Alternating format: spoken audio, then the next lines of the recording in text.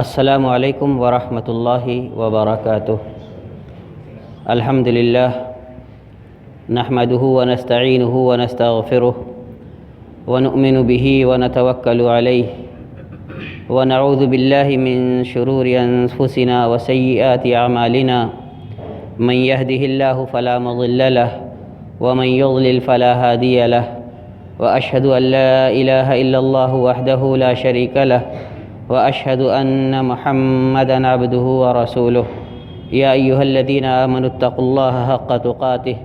ولا تموتن إلا وأنتم مسلمون يا أيها الناس اتقوا ربكم الذي خلقكم من نفس واحدة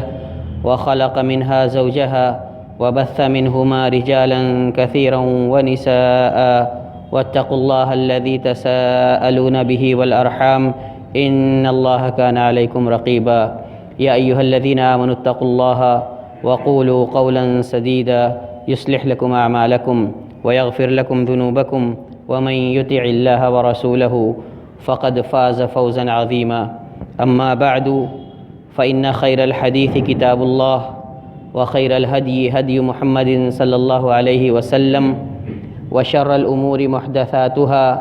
وكل محدثة بدعة وكل بدعة ضلالة وكل ضلالة في النار۔ محترم سامعین کرام، بلا شبہ تمام تعریف اللہ وحدہ لا شریک کے لیے لائق و زیبا ہے، جس نے ہمیں اور آپ کو اس مجلس میں اکٹھا ہونے کی توفیق عطا فرمائی، جس میں اللہ تبارک و تعالیٰ کے سب سے برگزیدہ پیغمبر محمد رسول اللہ صلی اللہ علیہ وسلم کے ان صحابہ کی حیات طیبہ پر روشنی ڈالی جائے گی جن کو اللہ تبارک و تعالیٰ نے اپنے نبی کی صحبت کے لیے منتخب فرمایا، اور جن کے بارے میں خود اللہ کے رسول صلی اللہ علیہ وسلم اور اللہ تبارک و تعالیٰ نے خیریت کی، بھلائی کی، رضامندی کی، علو مرتبت کی گواہیاں دی۔ خاص کر اتحاد ابناء سلفیہ کا یہ اقدام اور لائق مبارکباد ہے کہ انہوں نے جو نامور صحابہ ہیں جن کی علو مرتبت امت مسلمہ کے درمیان معترف ہے، ان کی سیرت پر روشنی ڈالنے کی ایک پہل شروع کی، ایک پہل کی، لیکن ضرورت اس بات کی ہے کہ ہم ان صحابہ کی سیرتوں پر بھی نشستیں منعقد کریں جن کے بارے میں عام طور سے بہت زیادہ ہمارے سامنے باتیں نہیں آتی، جن کے کارنامے ہیں لیکن وہ کارنامے ہمارے سامنے نہیں آتے، جن کی منقبتیں اللہ کے رسول صلی اللہ علیہ وسلم سے بیان ہیں لیکن وہ منقبتیں ہمارے سامنے نہیں آتی۔ آج کی یہ نشست اللہ کے رسول صلی اللہ علیہ وسلم کے رشتہ دار، آپ کے رشتے میں خسر، آپ کے ایسے صحابی جن کے لیے آپ نے خود دعا کی کہ اللہ تبارک و تعالیٰ دو میں سے ایک آدمی کے ذریعے اسلام کو عزت دے، ایسی شخصیت جن کی جتنی باتیں بیان کی جائیں کم ہے، اور اس طرح کی ایک نشست بلا شبہ ان کی زندگی کے تمام گوشوں کا احاطہ کرنے کے لیے ناکافی ہے۔ لوگوں نے بڑی بڑی مؤلفات لکھی ہیں ان کی سیرت پر، 600-700 صفحات سے زائد۔ اگر ان کتابوں کا بہت اختصار سے بھی کچھ بیان کیا جائے تو ان مؤلفین سے جو کچھ رہ گیا اس سے قطع نظر جو کچھ منتخب ہوگا وہ ضروری نہیں کہ سب سے اعلیٰ و ارفع، پھر بھی ان کی زندگی کے تمام گوشوں پر حتی المقدور اللہ کی توفیق سے روشنی ڈالنے کی کوشش کی جائے گی۔ جب کسی شخصیت کے بارے میں ہم جاننے کی کوشش کرتے ہیں تو سب سے پہلے نام اور معاشرے میں ان کا مقام، ان کی خلقی اور خلقی صفات وغیرہ کے بارے میں جانتے ہیں۔ حضرت عمر ابن الخطاب رضی اللہ تعالیٰ عنہ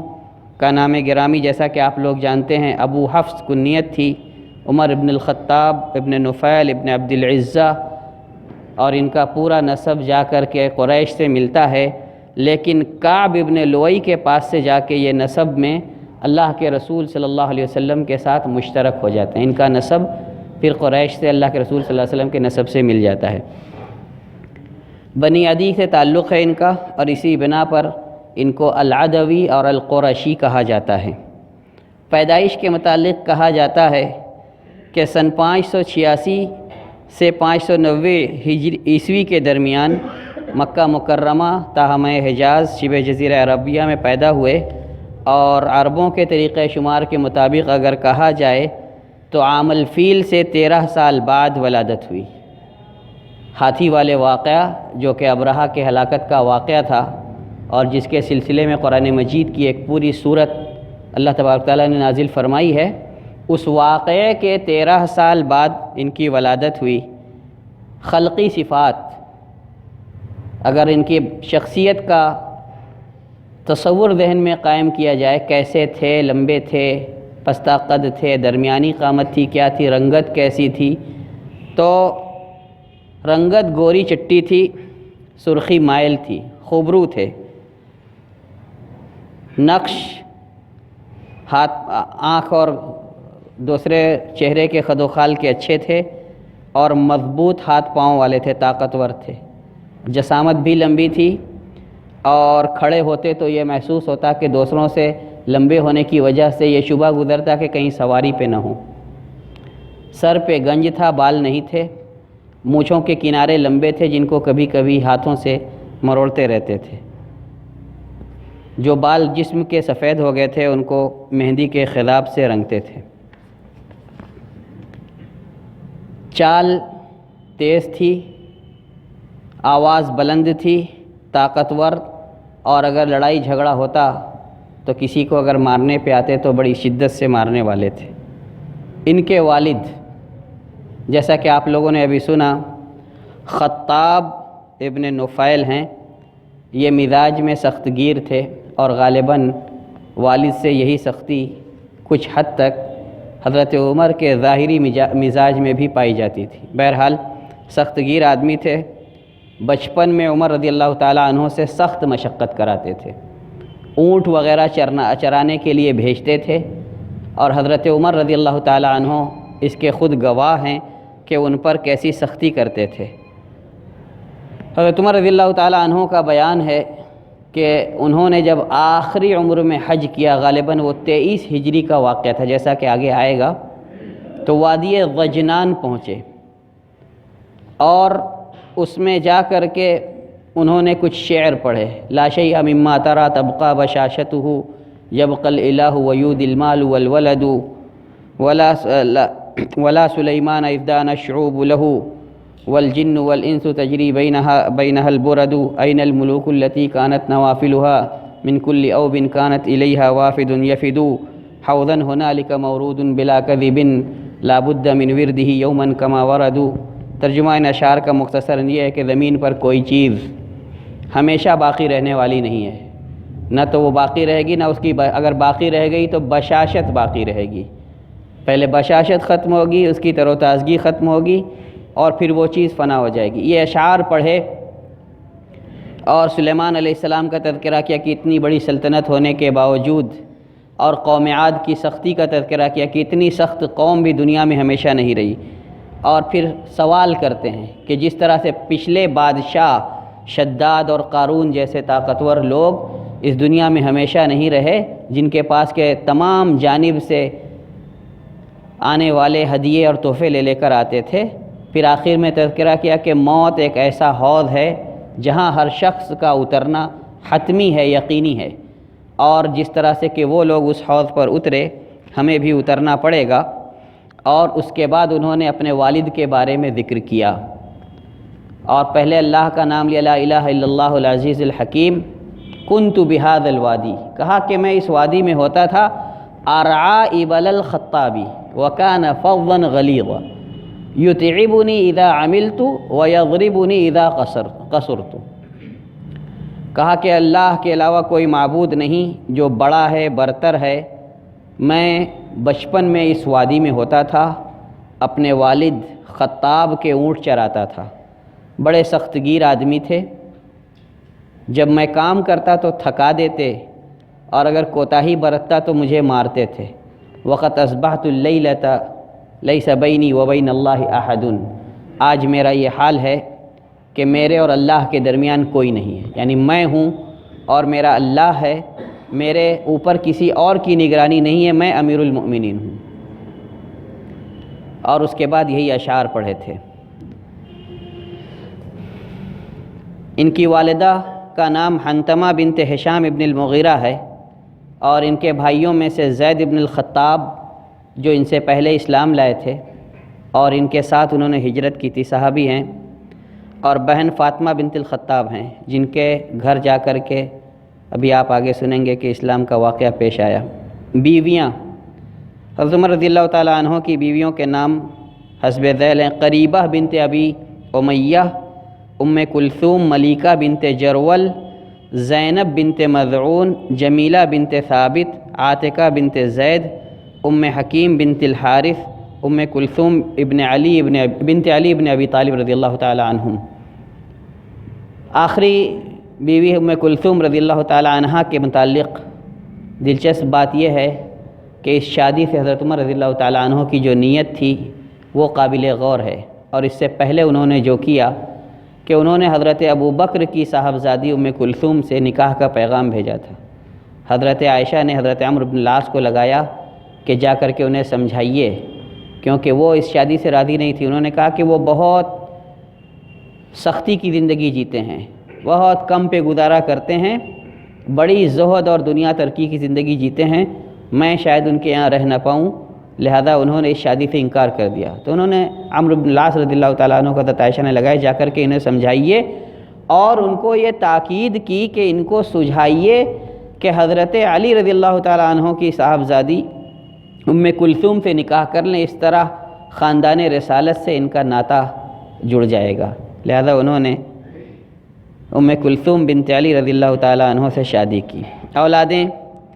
ان کی اولادیں عبید اللہ، زید الاکبر، زید الاصغر، عبداللہ، حفصہ، عبد الرحمن الاکبر، ابو شہمہ، عبد الرحمن الاوسط، عبد الرحمن الاصغر، عاصم، عیاض، فاطمہ اور رقیہ، یہ ہیں اولادیں۔ جس زمانے میں یہ اپنے والد کی بکریاں چراتے تھے، خالاؤں کی بھی بکریاں چراتے تھے، اور اس کے بدلے ملتا کیا تھا؟ مٹھی بھر کھجوریں یا سوکھی پنیر یا اس جیسی دوسری چیزیں جو اس زمانے میں کام کے عوض مزدوروں کو دی جاتی تھیں۔ یہاں یہ بات قابل ذکر ہے کہ اللہ کے رسول صلی اللہ علیہ وسلم نے ایک مرتبہ بیان فرمایا تھا کہ ما من نبی الا وقد رعى الغنم،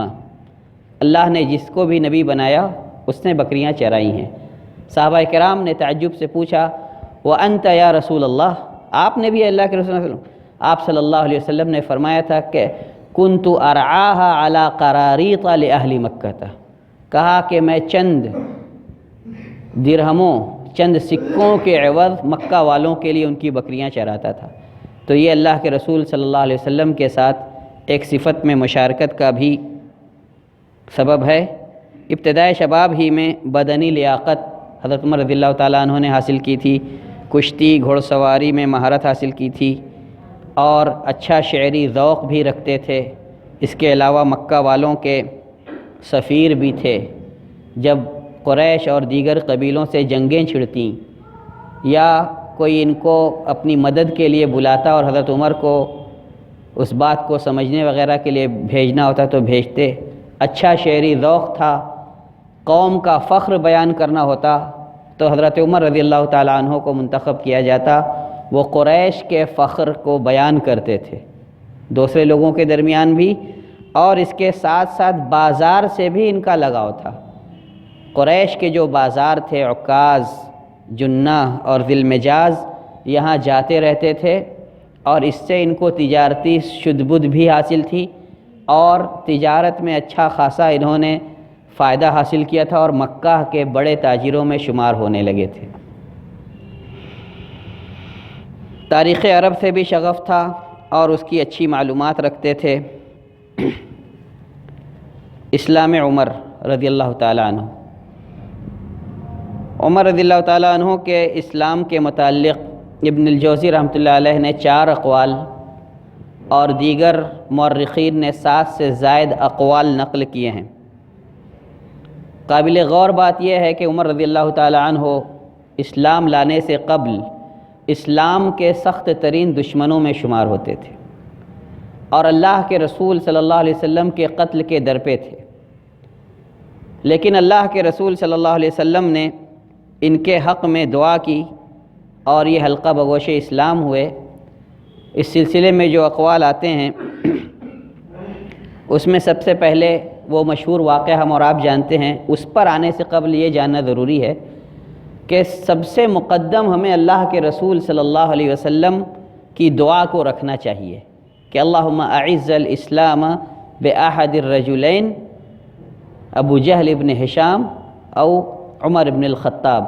اللہ کے تبارک و تعالیٰ نے اللہ کے رسول صلی اللہ علیہ وسلم کی یہ دعا سنی اور ان کو اسلام کی توفیق بخشی۔ ظاہری سبب بھلے اس واقعے کو ہم لے سکتے ہیں، اس طرح ان دونوں کے درمیان جمع کر سکتے ہیں، لیکن یہ اللہ کے رسول صلی اللہ علیہ وسلم کی دعا کا ثمرہ تھا۔ اسلام قبول کرنے کے متعلق جو اقوال ہیں کہ حضرت حمزہ رضی اللہ تعالی عنہ اللہ کے رسول صلی اللہ علیہ وسلم کے چچا حضرت عمر رضی اللہ تعالی عنہ سے 3 روز قبل اسلام لے آئے تھے، اور یہ بھی مکہ والوں کے درمیان بڑے مضبوط اور بہادر آدمی سمجھے جاتے تھے، اور قریش کو ان کے اسلام لانے سے پہلے ہی دھکا لگ چکا تھا۔ حضرت عمر رضی اللہ تعالی عنہ اس سے پہلے حبشہ کی طرف ہجرت کرنے والی عورتوں سے بات چیت کرتے ہوئے ان کو نرمی کے ساتھ پیش آنے کے ساتھ ساتھ دعا دیتے ہیں کہ سلامتی کے ساتھ پہنچیں آپ لوگ۔ گویا تب تک وہ سختی جو پہلے حضرت عمر رضی اللہ تعالیٰ عنہ کے تعلق سے اسلام کے بارے میں جانی جاتی تھی کم ہو چکی تھی۔ پھر حضرت حمزہ کا اسلام، اور اس کے بعد رسول اللہ صلی اللہ علیہ وسلم کے پاس ایک صفا پہاڑی کے پاس ایک گھر میں، اور وہ دارالارقم، یہ روایات مختلف ہیں، اس کو لوگوں نے اقوال بنا دیے ہیں۔ بہرحال رسول اللہ صلی اللہ علیہ وسلم کو جو ایک قول اس سے تھوڑا سا مختلف ہو یہ کہ ایک بار رسول اللہ صلی اللہ علیہ وسلم کو خانہ کعبہ کے غلاف کے پاس کھڑے ہو کر کے تلاوت کرتے دیکھا رات میں، سورہ حاقہ اور دیگر صورتوں کی آپ تلاوت کر رہے تھے، تو چپکے سنا، اور یہیں سے ان کے دل میں اسلام کے لیے رغبت بڑھتی چلی گئی۔ اور پھر ایک بار اللہ کے رسول صلی اللہ علیہ وسلم کو قتل کرنے کے ارادے سے تلوار لے کر کے نکلے، جو مشہور واقعہ ہم اور آپ جانتے ہیں۔ راستے میں نعیم ابن عبداللہ رضی اللہ تعالیٰ عنہ ملے، انہوں نے کہا کہاں جا رہے ہو؟ کہا محمد کو قتل کرنے جا رہا ہوں۔ کہا کہ پہلے اپنے بہنوئی اور بہن کی تو خبر لو، آپ کے بہنوئی سعید ابن زید اور فاطمہ اسلام لا چکے ہیں۔ ان کے گھر کا رخ کیا۔ حضرت عمر کی آہٹ پا کر ان لوگوں نے وہ صحیفہ جس میں قرآن کی آیتیں لکھی ہوئی تھی، تاریخی روایات میں آتا ہے کہ سورہ طٰہٰ کی ابتدائی آیات تھیں، ان الساعة لآتیۃ اکاد اخفیہا لتجزی کل نفس بما تسعی تک، ابتدائی سورت سے لے کر حضرت عمر رضی اللہ تعالیٰ عنہ کے کانوں میں کچھ آوازیں تو ان کے پڑھنے کی پڑی، لیکن ان لوگوں نے جب چھپا لیا تو انہوں نے پوچھا اور اپنے بہنوئی کو مارنے لگے، جیسا کہ آپ لوگ جانتے ہیں۔ تو بہن بچانے آئیں، بہن کو بھی دھکیلا، اور اس دھکیلنے کے نتیجے میں وہ لہو لہان ہو گئیں۔ پھر انہوں نے اعلان کر دیا کہ عمر جو چاہے کر لو، ہم محمد صلی اللہ علیہ وسلم کے دین پر قائم ہیں اور رہیں گے۔ تو انہوں نے کہا کہ لاؤ وہ صحیفہ جو آپ لوگ پڑھ رہے تھے مجھے بھی دکھاؤ۔ تو کہا کہ آپ ناپاک ہیں، تو آپ کو وہ صحیفہ پڑھنے کو نہیں مل سکتا، لا یمسہ الا المطہرون۔ حضرت عمر رضی اللہ تعالیٰ عنہ غسل کر کے آتے ہیں اور وہ صحیفہ پڑھتے ہیں، پڑھتے جاتے ہیں، دل نرم ہوتا جاتا ہے، دار ارقم کی طرف کوچ کرتے ہیں، اور وہاں جا کر دروازہ کھٹکھٹاتے ہیں، دستک ہوتی ہے، صحابہ گھبرا جاتے ہیں۔ حضرت حمزہ کہتے ہیں کہ چھوڑ دو، اگر نیک ارادے سے آئے ہوں گے تو ٹھیک ہے، ورنہ انہی کی تلوار سے ان کی گردن اڑا دیں گے ہم۔ اللہ کے رسول صلی اللہ علیہ وسلم کے پاس جاتے ہیں۔ احادیث میں آتا ہے کہ اللہ کے رسول صلی اللہ علیہ وسلم ان کو کپڑوں سے پکڑ کے کہتے ہیں کس ارادے سے آئے عمر؟ کہتے ہیں کہ میں آپ پر ایمان لانے کے لیے آیا ہوں، اور وہ اللہ کے رسول صلی اللہ علیہ وسلم کے ہاتھ پر شہادتین کا اقرار کرتے ہیں۔ یہ واقعہ نبوت کے 6ویں سال کا ہے۔ اس وقت حضرت عمر ابن الخطاب رضی اللہ تعالیٰ عنہ کی عمر 26 سال تھی۔ اسلام لانے کے بعد حضرت عمر رضی اللہ تعالیٰ عنہ نے یہ دیکھا کہ اب تک مسلمان کمزور ہیں اور چھپ چھپا کے مکہ کے اندر رہ رہے ہیں اور عبادتیں وغیرہ کر رہے ہیں۔ حضرت عمر رضی اللہ تعالیٰ عنہ کی جو شجاعت اور بہادری مشہور تھی، انہیں یہ گوارہ نہ ہوا کہ اس کو مخفی رکھیں، اور انہوں نے اپنے اسلام کے اعلان کا ارادہ کر لیا۔ ایک ایک گھر جا کر کے دروازہ کھٹکھٹا کے لوگوں سے کہتے، سنو میں محمد پر ایمان لے آیا ہوں، تم سے جو کرتے بنے کر لو۔ کچھ لوگ تو دروازہ بند کر لیتے۔ پھر ان کو ایک شخص کا پتہ دیا کسی نے، جس کا نام جمیل ابن معمر تھا، کہ اس کے پیٹ میں کوئی بات رہتی نہیں، اس سے کہہ دو، وہ جا کر ابھی اعلان کرے گا۔ آپ فردن کس سے کہو گے، وہ سب کو بتا دے گا۔ لہذا جب سب کو بات معلوم ہوئی، حضرت عمر رضی اللہ تعالیٰ عنہ سے لوگ لڑنے کے لیے آتے، مار پیٹ ہوتی، لیکن انہوں نے قریش کے مجمع کے اندر جا کر کے اپنے اسلام کا اعلان کیا، اور پھر اللہ کے رسول صلی اللہ علیہ وسلم اور مسلمانوں کو یہ قوت حاصل ہوئی کہ وہ لوگ اعلانیہ طور پر حرم مکی اور خانہ کعبہ کے آس پاس عبادتیں کرنے لگے۔ عمر رضی اللہ تعالیٰ عنہ کے اسلام لانے کے وقت مسلمانوں کی تعداد کے متعلق چند روایات آتی ہیں۔ کچھ کے مطابق 39 لوگ اسلام لائے تھے، اور آپ کے ذریعے سے 40 کا عدد پورا ہوا، اور کچھ لوگ کہتے ہیں کہ 40 سے ایک آدھ زائد 42 یا 41 یا 42 لوگ مسلمان ہو چکے تھے۔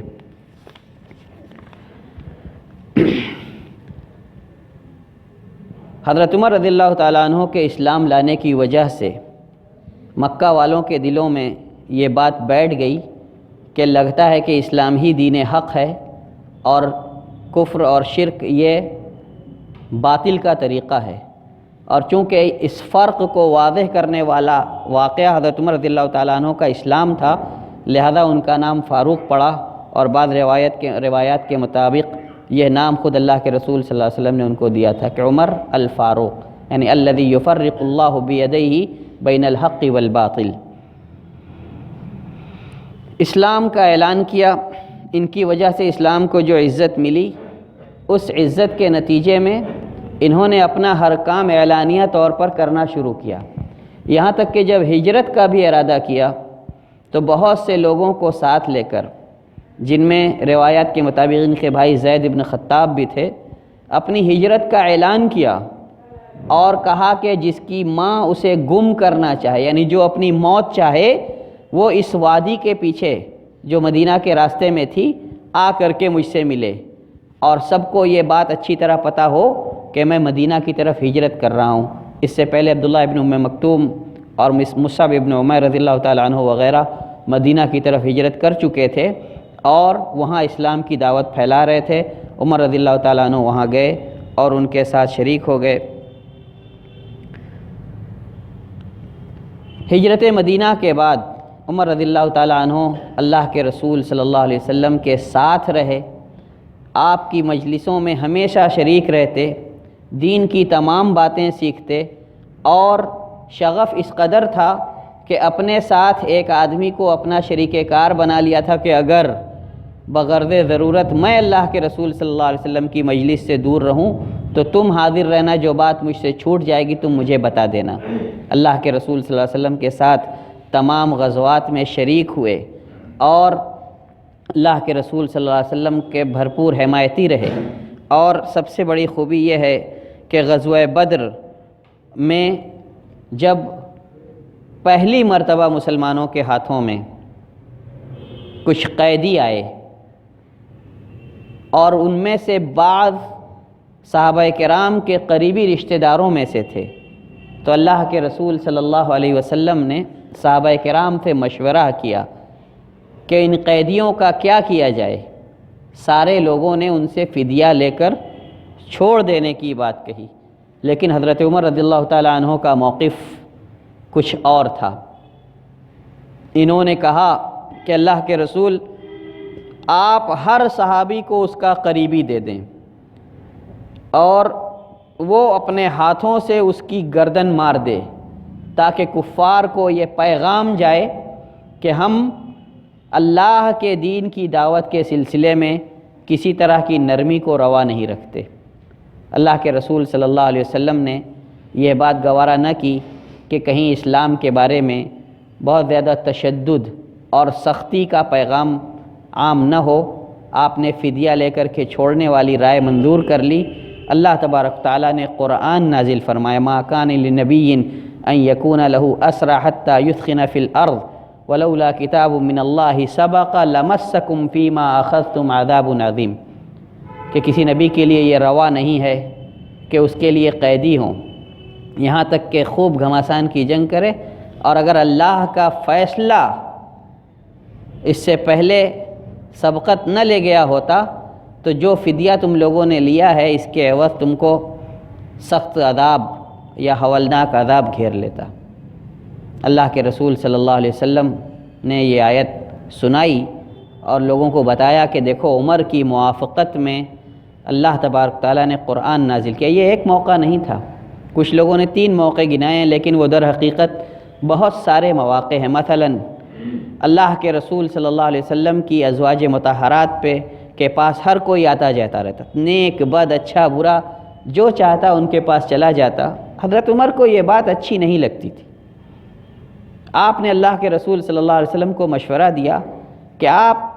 اپنی بیویوں کو اور دیگر مسلمان عورتوں کو پردے کا حکم دیجیے۔ اللہ تبارک و تعالیٰ نے پردے کی آیت نازل فرمائی، یا ایھا النبی قل لازواجک و بناتک و نساء المؤمنین یدنین علیہن من جلابیبہن، پردے کی آیت نازل ہوئی۔ اللہ کے رسول صلی اللہ علیہ وسلم نے پڑھ کر کے سنایا۔ حضرت عمر رضی اللہ تعالیٰ عنہ کا خیال تھا کہ مقام ابراہیم کو نماز کی جگہ بنایا جائے اور اس کے پیچھے سے مصلی لگایا جائے۔ اللہ کے رسول صلی اللہ علیہ وسلم کو اس کا مشورہ دیا۔ اللہ کے رسول صلی اللہ علیہ وسلم ابھی اس پر غور ہی کر رہے تھے کہ اللہ تبارک تعالیٰ نے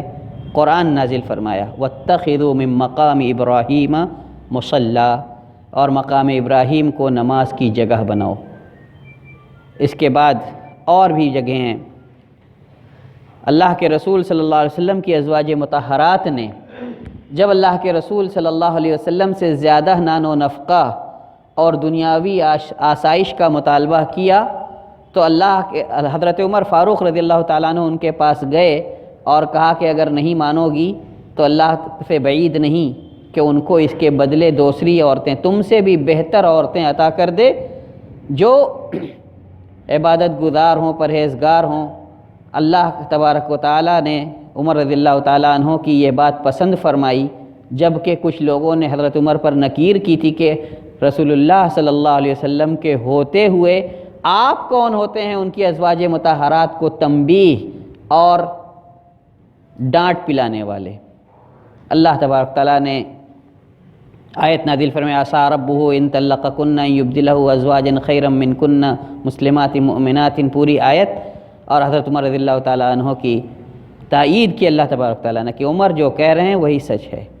اگر آپ لوگ اس پر راضی نہیں ہو تو اللہ کے لیے یہ بعید نہیں کہ حضرت عمر کو تم لوگوں سے بہتر، اللہ کے رسول صلی اللہ علیہ وسلم کو تم سے بہتر ازواج مطہرات عطا فرما دے اور تم لوگوں کو اللہ کے رسول صلی اللہ علیہ وسلم بہتر طور سے رخصت فرما دیں۔ اس کے بعد حضرت عمر رضی اللہ تعالیٰ عنہ کی منشا تھی کہ شراب کی حرمت کے سلسلے میں واضح حکم آ جائے۔ اللہ تبارک تعالیٰ نے حضرت عمر رضی اللہ تعالیٰ عنہ کی موافقت میں یا ایھا الذین آمنوا انما الخمر والمیسر والانصاب والازلام والی پوری آیت فہل انتم منتہون تک اتاری۔ حضرت عمر رضی اللہ تعالیٰ عنہ نے اس کے مفہوم کو فوراً سمجھا اور کہا اللہم انتہینا انتہینا، ہم رک گئے، ہم باز آ گئے شراب نوشی سے۔ جب تک اس سے پہلے کی بتدریج شراب کے سلسلے میں آیت اترتی تھی، حضرت عمر رضی اللہ تعالیٰ عنہ کو یہ خیال آتا تھا کہ قرآن کے شراب کے سلسلے میں کوئی اور سخت فرمان اللہ تبارک تعالیٰ کا آ جائے۔ جب یہ آیت اتر گئی ان کو اطمینان ہو گیا۔ ایسے ہی کہا جاتا ہے کہ حضرت عمر رضی اللہ تعالیٰ عنہ کسی منافق پر اللہ کے رسول صلی اللہ علیہ وسلم کو نماز جنازہ پڑھنے کے لیے آمادہ نہیں ہوتے تھے۔ وہ نہیں چاہتے تھے کہ اللہ کے رسول صلی اللہ علیہ وسلم کسی منافق کی نماز جنازہ پڑھیں، اس کی قبر پر ٹھہریں، اس کے دفن میں شریک ہوں۔ عبداللہ ابن ابی کے لیے جب بلاوا آیا، اللہ کے رسول جانے لگے، حضرت عمر نے منع فرمایا۔ اللہ کے رسول صلی اللہ علیہ وسلم نے فرمایا کہ اللہ نے مجھے دو کاموں کے درمیان اختیار دیا ہے کہ سواء علیہم استغفرت لہم ام لم تستغفر لہم ان تستغفر لہم 70 مرۃ لن یغفر اللہ لہم۔ تو کہا کہ ولو علمت اننی ان زدت غفر اللہ لہم لزدت۔ حضرت عمر رضی اللہ تعالیٰ عنہ باز رہ گئے، ابھی دفن سے فارغ بھی نہیں ہوئے تھے کہ اللہ تبارک تعالیٰ نے قرآن نازل فرمایا کہ ما کان لا تقم علی احد منہم مات ابدا لا تصلی علی احد منہم مات ابدا ولا تقم علی قبرہ۔ اس کے بعد اللہ کے رسول صلی اللہ علیہ وسلم کسی منافق کے نماز جنازہ اور دفن میں شریک نہیں ہوئے۔ یہ بہت ساری جگہیں ہیں جس میں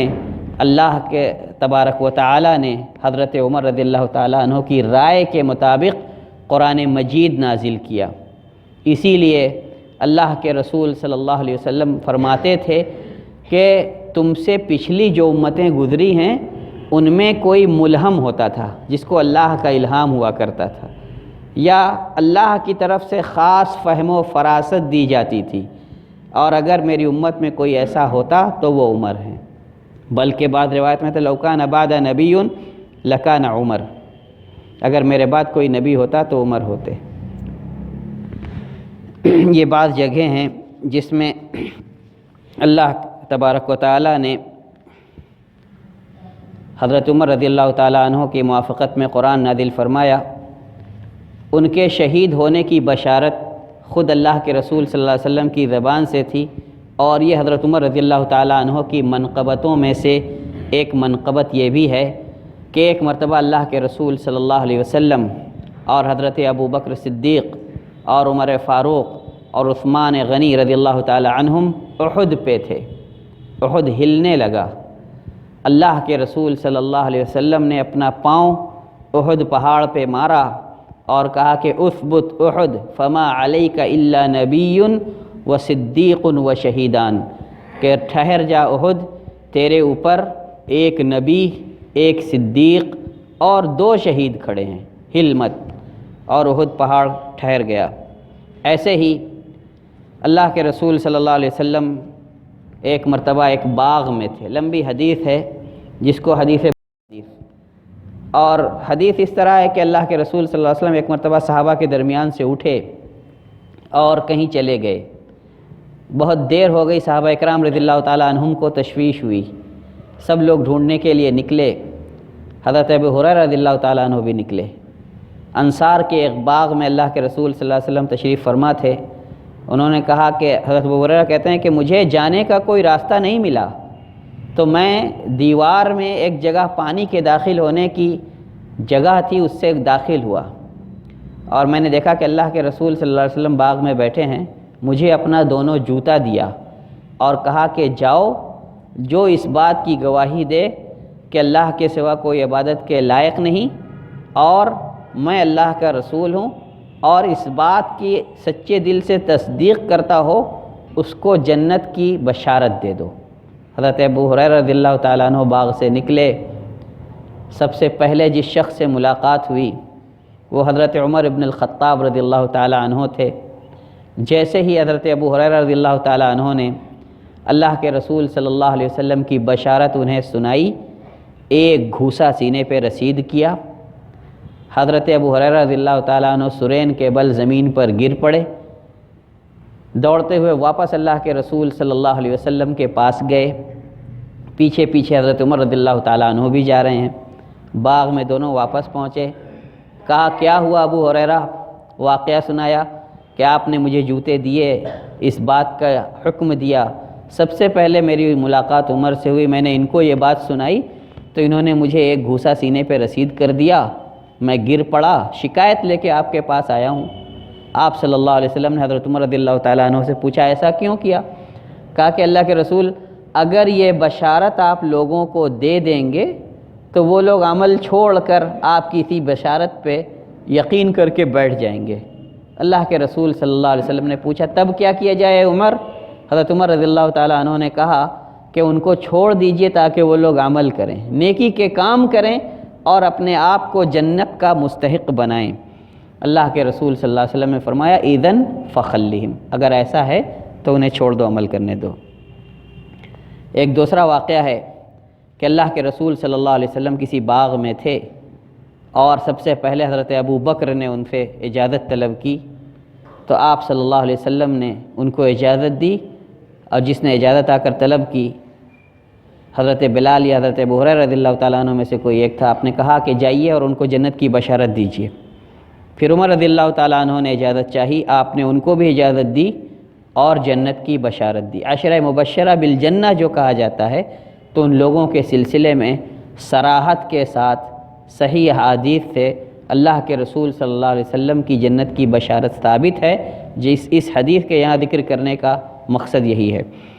پھر حضرت عثمان رضی اللہ تعالیٰ عنہ داخل ہوئے، ان کو بھی اللہ کے رسول صلی اللہ علیہ وسلم نے جنت کی بشارت دی، لیکن مشروط، کہا کہ علی بلون تصیبہ، ایک آزمائش کے ساتھ جو آزمائش ان کو پہنچ کر رہے گی۔ اگر اگلی نشست عثمان رضی اللہ تعالیٰ عنہ کی سیرت پہ ہوئی تو جو اس کو بیان کرے گا انشاءاللہ تب اس کی تفصیل آپ لوگ اس سے سنیں گے۔ پھر حضرت عمر رضی اللہ تعالیٰ عنہ مدینہ میں اللہ کے رسول صلی اللہ علیہ وسلم کے ساتھ رہے، یہاں تک کہ بہت اختصار کے ساتھ اگر چلا جائے تو اللہ کے رسول صلی اللہ علیہ وسلم کی وفات کا مرحلہ آیا۔ اللہ کے رسول صلی اللہ علیہ وسلم کی وفات ہو گئی، حضرت عمر رضی اللہ تعالیٰ عنہ تلوار سونت کر کے کھڑے ہیں کہ من قال ان محمد صلی اللہ علیہ وسلم مات ضربت عنقہ انما ذهب کما ذهب موسیٰ الی ربہ وسوف یرجع، کہ جو یہ کہے گا کہ محمد اس دنیا سے جا چکے ہیں میں اس کی گردن مار دوں گا، وہ ویسے ہی گئے ہیں جیسے موسیٰ علیہ السلام اپنے رب سے ملاقات کے لیے گئے تھے، اور جیسے موسیٰ پلٹ کر کے آئے تھے اللہ کے رسول بھی ان قریب لوٹ کر کے آئیں گے۔ حضرت ابو بکر رضی اللہ تعالیٰ عنہ اس وقت مقام صنح جو کہ مدینہ سے 3 فرسخ کی دوری پر تھا وہاں آباد تھے، وہاں سے آئے۔ حدیث میں آتا ہے کہ آپ نے اللہ کے رسول صلی اللہ علیہ وسلم کے چہرہ اطہر سے چادر ہٹائی، پیشانی کا بوسہ دیا اور کہا کہ طبت حیا و میتا، آپ جیتے جی بھی اور وفات کے بعد ہی کیا ہی خوب ہیں، اور اس کے بعد مسجد میں داخل ہوئے، خطبہ پڑھا اور یہی آیت تلاوت کی وما محمد الا رسول قد خلت من قبلہ الرسل افئن مات او قتل انقلبتم علی اعقابہ، پوری آیت پڑھی۔ حضرت عمر کہتے ہیں کہ ایسا لگا کہ ابھی نازل ہو رہی ہے، اور میں کھڑا نہیں رہ سکا، اپنی جگہ بیٹھ گیا، اور مجھے یہ یقین ہو گیا کہ اللہ کے رسول صلی اللہ علیہ وسلم کی وفات ہو چکی ہے۔ وفات رسول صلی اللہ علیہ وسلم کے بعد حضرت ابو بکر کی خلافت سے پہلے اللہ کے رسول صلی اللہ علیہ وسلم کی وفات کے فوراً بعد انصار اس چھپر کے نیچے جمع ہوئے جس میں وہ لوگ اپنی میٹنگوں وغیرہ کے لیے اکٹھا ہوتے تھے یا کسی حادثے کے بارے میں غور و فکر کرنے کے لیے، اور اس دن غور و فکر کا موضوع یہ تھا کہ سعد ابن عبادہ جو کہ خزرج کے امیر تھے، رئیس تھے، ان کو خلیفۃ الرسول صلی اللہ علیہ وسلم بنا دیا جائے۔ حضرت عمر کو یہ بات پتہ چلی، دوڑے دوڑے آئے، ابو عبیدہ ابن الجراح اور ابو بکر صدیق رضی اللہ تعالیٰ عنہ کو اپنے ساتھ لیا اور لے کر کے پھر واپس سقیفہ بنی ساعدہ پہنچے، انصار سے بات چیت کی، بار بار کئی لوگوں نے کھڑے ہو کر کے یہی کہا منا امیر و منکم امیر، ایک ہماری طرف سے ایک آپ کی طرف سے امیر ہو جائے، دو امیر رہیں، ایک انصار کا امیر ایک مہاجرین کا امیر۔ حضرت عمر رضی اللہ تعالیٰ عنہ کہتے ہیں کہ میں چاہتا تھا کہ کچھ کہوں، حضرت ابو بکر رضی اللہ تعالیٰ عنہ نے میرا ہاتھ پکڑ کر دبایا اور پھر کھڑے ہوئے اور خطبہ دیا اور الائمۃ من قریش والی حدیث پڑھی، اور اس کے بعد مجمع خاموش ہو گیا، لیکن بیعت کا سلسلہ شروع نہیں ہوا تھا۔ حضرت عمر رضی اللہ تعالیٰ عنہ کی ہمت بہت سی جگہوں پر کام آئی، ان میں سے ایک موقع یہ بھی ہے، انہوں نے کہا کہ یا ابا بکر مد یدیک ابایعک، اپنے ہاتھ پھیلائیے، میں آپ کی بیعت کرتا ہوں۔ سب سے پہلے ابو بکر رضی اللہ تعالیٰ عنہ کی خلافت کی بیعت سقیفہ بنو ساعدہ میں خود کی، پھر ابو عبیدہ ابن الجراح رضی اللہ تعالیٰ عنہ نے حضرت ابو بکر رضی اللہ تعالیٰ عنہ کے ہاتھ پر بیعت کی، اور پھر لوگوں نے آ کر کے بیعت کرنی شروع کر دی۔ یہ حضرت عمر تھے کہ جو فتنہ کھڑا ہونے والا تھا اس کو ابتدائے امر میں ہی بھانپ گئے، اور اس سے پہلے کہ وہ بنیاد پکڑتا مضبوط ہوتا اس کو جڑ سے ختم کر دیا۔ ابھی خلافت کے کچھ ہی دن گزرے تھے ابو بکر کے رضی اللہ تعالی عنہ کہ بہت سے قبائل عرب نے جو جزیرہ عرب کے دور دراز علاقوں میں آباد تھے، کچھ غلط فہمی کی بنا پر زکوٰۃ کا مال دینے سے منع کر دیا، اپنا جزیہ اور زکوٰۃ اور خراج مدینہ بھیجنے سے منع کر دیا، اور کہا کہ اللہ کے رسول صلی اللہ علیہ وسلم کا حق تھا اور ان کے بعد ہم اس حق سے آزاد ہیں۔ اور ان کی دلیل تھی کہ اللہ تبارک تعالیٰ قرآن مجید میں ارشاد فرماتا خذ من اموالہم صدقۃ تطہرہم وتزکیہم بہا وصلی علیہم ان صلاتک سکن لہم، پوری آیت۔ حضرت ابو بکر رضی اللہ تعالیٰ عنہ ان کے قتال پر آمادہ ہو گئے، لیکن حضرت عمر رضی اللہ تعالیٰ عنہ اس کے شدید مخالف تھے۔ مخالفت کی وجہ کیف تقاتل قوما، میرے بھائیوں اگر کسی کے ساتھ کسی مسئلے میں اختلاف بھی کرنا ہو تو یہ ہمارے پہلے اور دوسرے خلیفہ ہیں، ان کے اختلاف کا اسلوب دیکھیے، اور اس اسلوب میں دلائل کی روشنی میں کسی ہوا خواہش اور کسی تعصب کی بنا پر وہ اپنی بات بلند کرنے کے لیے وہ اختلاف نہ ہو۔ حضرت عمر رضی اللہ تعالیٰ عنہ کہتے ہیں کہ کیف تقاتل قوما شہدوا ان لا الہ الا اللہ وان محمد رسول اللہ، جو اس بات کی گواہی دیتے ہیں کہ اللہ ایک ہے اور محمد صلی اللہ علیہ وسلم اللہ کے رسول ہیں۔ حضرت ابو بکر رضی اللہ تعالیٰ عنہ نے کہا کہ واللہ لو منعونی عناقا او اقالا كانوا يؤدونها الى رسول اللہ صلی اللہ علیہ وسلم لقاتلتهم ان الزکاة حق المال ومن فرق بین الزکاة والصلاة لقاتلتهم، کہ زکوٰۃ مال کا حق ہے، اور اگر ایک رسی یا ایک اونٹنی بھی جو وہ زکوٰۃ میں اللہ کے رسول کے پاس بھیجتے تھے اگر روکی انہوں نے تو میں لڑوں گا، کیونکہ جس طرح کہ زکوٰۃ اسلام کا ایک رکن ہے نماز کی طرح سے، اگر زکوٰۃ نہیں دیتے صرف نماز پڑھتے ہیں تو اسلام کا ایک رکن چھوڑنے کی وجہ سے میں ان سے قتال کروں گا۔ حضرت عمر رضی اللہ تعالیٰ عنہ کہتے ہیں فعلمت ان اللہ قد شرح صدر ابی بکر رضی اللہ تعالی عنہ، تو مجھے یہ معلوم ہو گیا کہ اللہ کے تبارک و تعالیٰ نے حضرت ابو بکر رضی اللہ تعالیٰ عنہ کے سینے کو کشادہ کر دیا اس بات کو سمجھنے کے لیے، یعنی وہ زیادہ سمجھتے ہیں، اور یہ ان کے مؤید ہو گئے، موافق ہو گئے، اور پھر اس فتنے کو سرد کرنے کے لیے حضرت ابو بکر رضی اللہ تعالیٰ عنہ کا پورا ساتھ دیا۔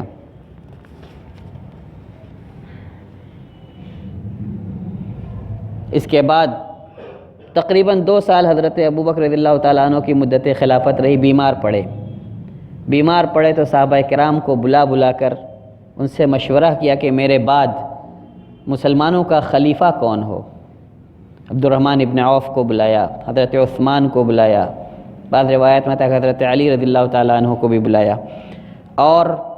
جس سے مشورہ کرتے وہ یہی کہتا کہ آپ کے بعد امت کے لیے سب سے موزوں عمر ابن الخطاب ہیں، بس اتنی سی بات ہے کہ ان کے یہاں تھوڑی سی سختی ہے۔ حضرت ابو بکر رضی اللہ تعالیٰ عنہ اس کا بڑا بہتر جواب بھی دیتے، کہتے کہ وہ سخت اس لیے ہیں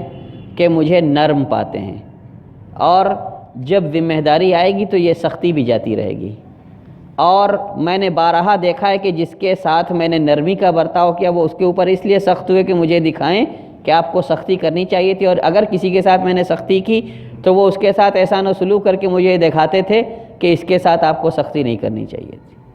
تو مجھے جب اکثر جگہوں پر وہ نرم دیکھتے ہیں تو وہ سخت ہیں، اور اگر اللہ نے چاہا تو وہ یہ سختی بھی ان کی جاتی رہے گی، اور جب ذمہ داری پڑے گی تو اچھی طرح نبھائیں گے۔ اس کے بعد جب ان کو یہ یقین ہو گیا کہ اب میں اس دنیا میں زیادہ رہوں گا نہیں، تو حضرت عثمان رضی اللہ تعالیٰ عنہ کو بلایا اور کہا کہ وصیت لکھو۔ حضرت عثمان رضی اللہ تعالیٰ عنہ نے لکھنا شروع کیا ھذا ما کاتبہ ابو بکر الصدیق رضی اللہ تعالی عنہ فی آخر عہدہ بالدنیا واول عہدہ بالآخرہ، جیسا انہوں نے املا کیا کہ یہ وہی وصیت ہے جو عثمان ابن عفان ابو بکر صدیق رضی اللہ تعالیٰ عنہ کے کہنے پہ اس وقت لکھ رہے ہیں جب دنیا سے ان کا آخری وقت ہے اور آخرت کی پہلی منزل ان کے آنکھوں کے سامنے نظر آ رہی ہے، اور اس کے بعد ان کے اوپر غشی طاری ہو گئی۔ جب افاقہ ہوا تو حضرت عثمان رضی اللہ تعالیٰ عنہ پوری وصیت لکھ چکے تھے کہ میں یہ چاہتا ہوں کہ مسلمانوں میں اختلاف نہ پیدا ہو میرے بعد، لہذا میں اپنے بعد سب سے بہتر شخص کو جس کو پاتا ہوں تمہارے اوپر خلیفہ نامزد کر کے جا رہا ہوں، اور میں عمر ابن الخطاب رضی اللہ تعالیٰ عنہ کو تمہارا خلیفہ نامزد کرتا ہوں۔ جب افاقہ ہوا حضرت عثمان سے انہوں نے کہا پڑھو، انہوں نے جب یہ بات پڑھی تو حضرت ابوبکر رضی اللہ تعالیٰ عنہ مسکرائے اور کہا کہ تمہیں لگتا ہے کہ شاید اس بے ہوشی میں میری جان چلی جائے گی، اور اس خوف سے تم نے میرے ہوش میں آنے سے پہلے ہی پوری وصیت لکھ ڈالی۔ حضرت عثمان رضی اللہ تعالیٰ عنہ نے کہا کہ بے شک یہی بات تھی۔ پھر اس وصیت کو مجمع عام میں بھیجا حضرت ابوبکر نے، لوگوں کے درمیان پڑھوایا جانے لگا۔ حضرت عمر ہی سب کو خاموش کرانے، رکو رکو سنا جائے کیا بس اعلان ہو رہا ہے خلیفۃ المسلمین کی جانب سے۔ اعلان سنا، خاموش ہو گئے۔ اس کے بعد ابوبکر رضی اللہ تعالیٰ عنہ نے ان کو بلوایا، ڈھیر ساری وصیت کی، خلیفہ نامزد ہوئے حضرت ابوبکر رضی اللہ تعالیٰ عنہ کی وفات کے بعد، اور خلافت ایسی کی کہ اس کی نظیر دنیا کے دوسرے حکمرانوں کے یہاں نہیں ملتی۔ اور حضرت علی رضی اللہ تعالیٰ عنہ اور حضرت عثمان رضی اللہ تعالیٰ عنہ کے جو اقوال ان کی خلافت کے سلسلے میں ملتے ہیں وہ قابل غور ہیں۔ ایک کہتے ہیں کہ اتعبت الخلفاء بعدک یا عمر، اور دوسرے کہتے ہیں کہ اذللت الخلفاء بعدک یا عمر، بڑا تھکا دیا آپ نے اپنے بعد آنے والے خلفاء کو کہ اتنی مشقت آپ جیسی کون کرے گا۔ عمر رضی اللہ تعالیٰ عنہ کی مشقت کے کچھ احوال اور رعایا پروری کے کچھ احوال ابھی ہم لوگ سنیں گے۔ خلیفہ ہونے کے بعد لوگوں نے ان کو وصیت کی، وصیت کرنے والوں میں عبد الرحمن ابن عوف، سعید ابن عامر، حضرت ابوبکر رضی اللہ تعالیٰ عنہ خود وفات سے پہلے بہت سے لوگوں کا نام آتا ہے۔ سب کی وصیت انہوں نے سنی اور اس پر عمل پیرا بھی ہوئے۔ پہلا خطبہ دیا اور بڑی بہترین مثال دی عرب قوم کی، اور ان کے اوپر جو والی یا ذمہ دار مقرر ہو اس کی۔ کہا انما مثل العربی مثل الجمل الآنف اتبع قائدہ، کہا کہ عرب کی مثال اس بدکے ہوئے اونٹ کی ہے جو اپنے چرواہے کے یا اپنے ہانکنے والے کے تابع ہوتا ہے۔ تو سنو، تم لوگ یہ جان لو کہ میں تم لوگوں کو سیدھے راستے پر لے چلوں گا، اور جو ٹیڑھا ہونا چاہے گا میں اس کو سیدھا کروں گا اور سیدھے راستے پر لے چلوں گا۔ خلافت عمر رضی اللہ تعالیٰ عنہ کا زمانہ 10.5 سال کا ہے تقریباً، بے شمار واقعات ہیں۔ اگر فتوحات ہی کو شروع کیا جائے تو ایک لمبا وقت چاہیے اس کو بیان کرنے کے لیے۔ مختصراً اتنا سنیے کہ فارس کے اکثر علاقے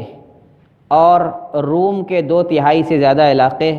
فتح ہو چکے تھے۔ بیت المقدس پہلی مرتبہ عمر رضی اللہ تعالیٰ عنہ کے زمانے میں فتح ہوا،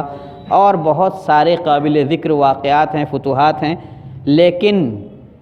کارناموں کی شروعات اللہ کے گھر سے اور دارالہجرت سے کی جائے۔ حضرت عمر رضی اللہ تعالیٰ عنہ ضرورت کو محسوس کرنے والے اور ضرورت کے مطابق اقدام کرنے والے شخص تھے۔ انہوں نے جب یہ دیکھا کہ مسلمانوں کی تعداد اور اسلامی مفتوحات کے علاقے دن بدن بڑھتے جا رہے ہیں، تو سب سے پہلے مسجد حرام کی توسیع کرائی اور اس کا فرش وغیرہ درست کرایا، مسجد نبوی کی بھی توسیع کرائی اور اس کی چہار دیواری اور فرش وغیرہ بنوایا تاکہ لوگوں کو آرام اور آسائش سے نماز پڑھنے کا موقع میسر آئے۔ اور ان کے زمانے میں بہت سارے واقعات ایسے ہیں جو تاریخ میں ان کی سیاست کی اور حسن تدبیر کی مثال ہیں۔ سن 18 ہجری میں ایک طرف سرزمین حجاز میں بہت سخت قحط سالی پڑی تھی، اسی لیے سن 18 ہجری کو عام الرمادہ کہا جاتا ہے۔ اس لیے اتنا سخت سوکھا پڑا تھا کہ حجاز اور آس پاس کے علاقوں میں بارش نہ ہونے کے سبب زمین سیاہ ہو کر کے راکھ کی رنگت کی ہو گئی تھی، جس کی وجہ سے اس کو عام الرمادہ کہا گیا۔ اور دوسری طرف ملک شام کے اندر اسی وقت طاعون کی بیماری پھیلی تھی، اور بیماری پھیلنے کے اسباب پر جہاں تک لوگ لکھتے ہیں تو یہ کہ اسلامی جنگوں میں جو رومی فوجی ہلاک ہوتے تھے وہ بھاگنے کے وقت ان کو لے نہیں جا سکتے تھے، ان کی لاشوں کی سڑاند سے، تعفن سے وہ بیماری پھیلی اور بہت عرصہ قائم رہی۔ حضرت عمر رضی اللہ تعالیٰ عنہ نے ملک شام جانے کا ارادہ کیا، ان علاقوں میں جہاں کہ یہ طاعون پھیلا تھا، اور اس بستی کا نام امواس ہے، اسی وجہ سے اس طاعون کو بھی طاعون امواس کے نام سے جانا جاتا ہے۔ میں نے اس واقعے کو اس لیے منتخب کیا کہ حکمرانی یہ حضرت عمر رضی اللہ تعالیٰ عنہ کو پتہ تھا کہ کیسے کی جاتی ہے، خود پہنچے اور جانا چاہتے تھے کہ اس بستی میں جائیں اور پریشان حال لوگوں کی بذات خود مدد کریں، لیکن عبد الرحمن ابن عوف رضی اللہ تعالیٰ عنہ نے حضرت عمر رضی اللہ تعالیٰ عنہ کو اس سے منع کیا اور کہا، جب دونوں میں حجت ہونے لگی، حضرت عمر رضی اللہ تعالیٰ عنہ جانے کے لیے مصر تھے، تو عبد الرحمن ابن عوف رضی اللہ تعالیٰ عنہ نے حدیث سنائی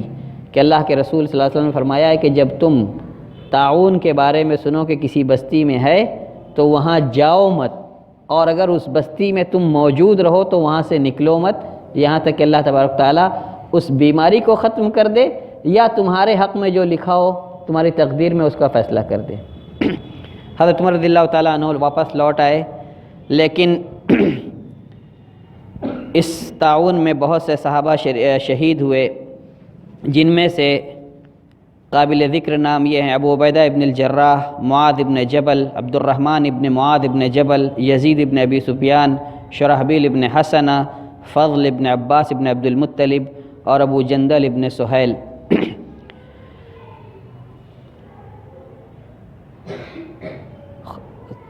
قحط سالی سے کیسے نمٹے اگر اس پر غور نہ کیا جائے تو حضرت عمر رضی اللہ تعالیٰ عنہ کی سیاسی تدبیروں پر روشنی نہیں پڑ پائے گی۔ انہوں نے بہت سی چیزوں میں ڈھیل دی تھی، چھوٹی موٹی چوریوں پر کسی کا مواخذہ نہ کیا جائے، اگر کھانے پینے کی کوئی چیز کہیں سے اٹھا لے کوئی تو اس کو نہ پوچھا جائے، اور شام سے اور بصرہ سے حضرت ابو موسیٰ اشعری اور حضرت ابو عبیدہ ابن الجراح رضی اللہ تعالیٰ عنہ سے وفات سے قبل امداد منگوائیں۔ 4000 سواروں پر مشتمل قافلہ لے کر کے ابو عبیدہ ابن الجراح پہنچے، اور اسی قدر امداد شام سے آئی اور سب کو مدینہ اور مدینہ کے اطراف کے علاقوں میں تقسیم کروا دیا، جس سے لوگوں کو کچھ راحت ہوئی، اور پھر دھیرے دھیرے یہ سختی کا زمانہ چھٹا اور لوگوں کو اس سے راحت نصیب ہوئی۔ سیاسی بصیرتیں اور تنظیمات کے سلسلے میں بات چل رہی ہے، مفتوحہ علاقوں کو اگر یوں ہی چھوڑ دیا جاتا تو بد نظمی اور روز بروز بڑھتی سلطنت کو سنبھالنا خلیفۃ المسلمین، جن کو کہ اب امیر المؤمنین کہا جانے لگا، اور سب سے پہلے اس لقب کے حقدار حضرت عمر بن الخطاب رضی اللہ تعالیٰ عنہ تھے، کیونکہ لوگوں نے کہا کہ خلیفۃ و خلیفتی رسول اللہ صلی اللہ علیہ وسلم کے خلیفہ کے خلیفہ، تو لوگوں نے کہا کہ اے ابو بکر، اے عمر رضی اللہ تعالیٰ عنہ، اگر ایسے ہی کہا جائے تو آپ کے بعد آنے والے کو خلیفۃ و خلیفتی رسول اللہ کہا جائے گا، اور کتنے لمبے القاب ہو جائیں گے، لہذا کوئی ایسا لقب اختیار کیا جائے جو کہ تمام آنے والے خلفاء کے لیے رکھنا موزوں ہو، مناسب ہو۔ پھر کسی نے مجمع میں سے کہا کہ انت امیرنا ونحن المؤمنون فانت امیر المؤمنین، کہ آپ ہمارے امیر ہیں اور ہم سب مومنوں کی جماعت ہیں، تو آپ امیر المؤمنین ہیں۔ پھر یہ لقب ان کے لیے قرار پایا۔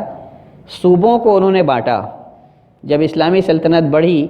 تو حضرت ابوبکر رضی اللہ تعالیٰ عنہ کے زمانے میں جزیرہ عرب کو صوبوں میں بانٹ دیا گیا تھا، آپ نے باہر کے صوبوں کو بھی بانٹا، مثلا عراق کو احواز، کوفہ اور بصرہ 3 علاقوں پر تقسیم کیا، فارس کو سجستان، مکران، کرمان، طبرستان اور خراسان کے علاقوں پر تقسیم کیا، شام کو حمص اور دمشق 2 علاقوں پر تقسیم کیا، فلسطین کو ایلا اور رملہ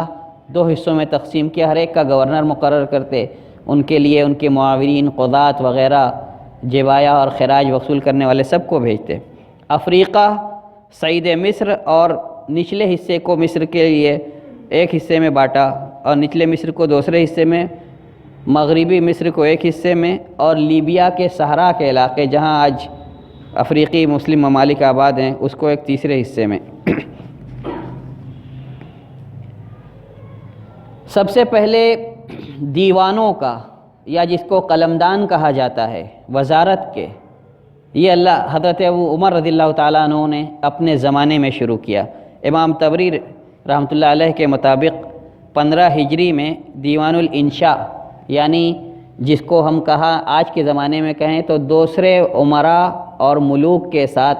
یا غیر مسلم جو حکمراں اس زمانے میں تھے ان کے پاس خط و کتابت کے لیے، یا جو مسلم علاقے تھے ان کے والیوں کے نام خط و کتابت کے لیے ایک مکمل دیوان مرتب کیا، جہاں سے شاہی فرمان ہر جگہ جاتے تھے اور وہاں سے آتے تھے تو وہ وہیں محفوظ ہوتے تھے۔ اس کے علاوہ دیوان العطا، جہاں سے لوگوں کو بیت المال سے یا دوسرے ذریعے سے جو کچھ دیا جاتا تھا اس کے لیے، پھر دیوان الجند، فوج کا انتظام دیکھنے کے لیے، دیوان الجبایا، خراج اور جزیہ وغیرہ کا مال اکٹھا کرنے کے لیے، دیوان المال جو بعد میں بیت المال کی حیثیت اختیار کر گیا۔ سب سے بڑا کارنامہ انہوں نے ڈاک کا نظام مرتب کیا۔ اس سے پہلے بھی پیغام رسانی کا انتظام تھا، لیکن انہوں نے اس کو اتنا منظم کیا کہ اس کی نظیر دنیا نے پہلے نہیں دیکھی تھی۔ انہوں نے ہر 12 میل کے فاصلے پر ایک ڈاک کا مرکز قائم کیا۔ حضرت معاویہ بن ابو سفیان رضی اللہ تعالیٰ عنہ کو حکم دیا